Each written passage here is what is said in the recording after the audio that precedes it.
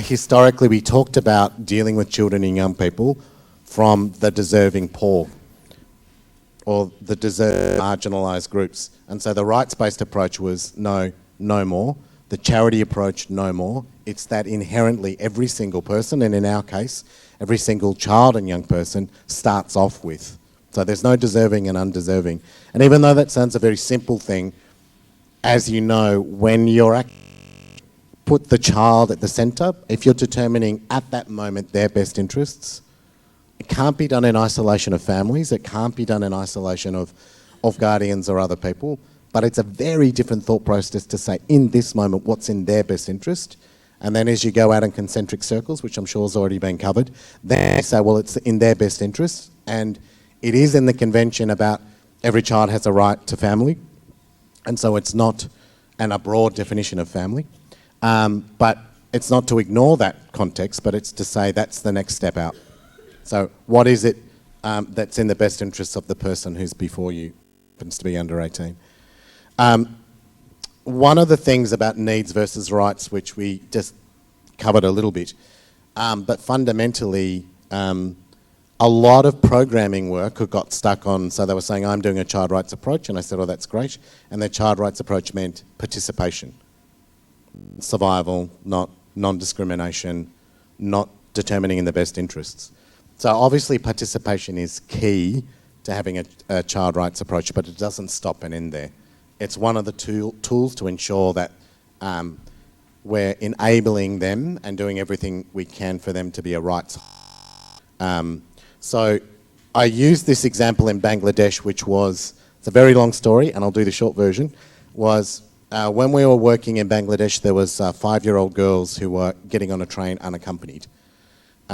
So one of the notions of what's their needs, what's in their best interests, what's going on. So often in child rights programming, they'll do a child rights situational analysis, which is standard practice, not so much in this country, but standard practice in many parts of Europe, very much so in Latin America actually. It's things that organisations do all the time.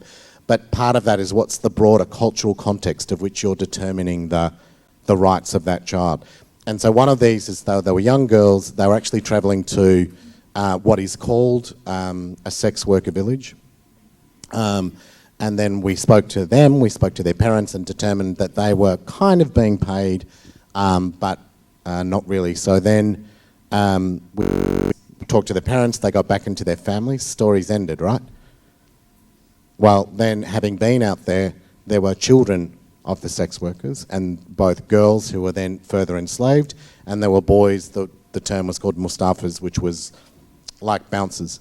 And so there was lots of drugs, lots of violence, and so we then said to the children, what is it that you want? You know, what is it that you need? And they said that they want connection to their mothers. They don't want to be so far away that they can't visit them every day, but they want to be far enough away so that they can feel safe. So the middle picture is the young girls who were at the safe house, as it was called. And then once again, what's their needs? How do we realise their rights? So then the story was they weren't in schools, so then we had to ensure that they were enrolled in schools.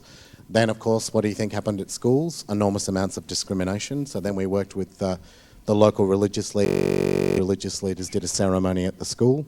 And so there was a constant, what's in their best interests? What are they asking for? What are they saying is the barriers to them to live the life that they want?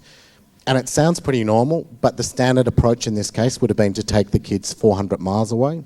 The standard approach would have been, not that therapeutic approaches aren't incredibly good, but a psychosocial approach where we would get young people drawing and those kind of things, but to actually sit down and say, what is it that you need? What is it that you want your rights realised, which includes being safe, which includes being with your family.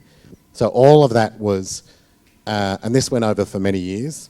And the assumption is, I think sometimes, and you know this on a daily basis, because you're at the front line, that everything doesn't always just go, everything doesn't get better day after day. So the sad stories, this still exists, and there are still young girls and boys who are going through and getting educated. But when it first started, there was one young woman, and she was, after 2 years, the dux of her class, like quite extraordinary. So we always talk about extraordinary children. They're ordinary children responding to extraordinary circumstances, like the young people that you work with all the time. So ducks her class, and then she then got drawn back in because her mother's debt was so high, and there was nothing we could do. And when we asked her, what's the one thing that you want? You know, what can we do to help? Because I'm ducking in and out, so my roles were to go in, review programs, come out. But this program I'd been visiting for 7 years, and she said, I'm okay, but make sure this doesn't happen to any of those girls. That was her one wish. So I'll go to it a bit later. The nice thing is that there used to be a split between the OECD countries and the developing countries. So when you spoke to young kids who were doing it really tough, and in my life, child soldiers, kids who were trafficked, kids who are responding to war, they always said, we want more from my community. I don't want what happened to me to happen to anyone else. And you hear that a lot in your daily work, but we've surveyed young people in New South Wales, and they're probably the most community-minded, altruistic generation that we've ever had.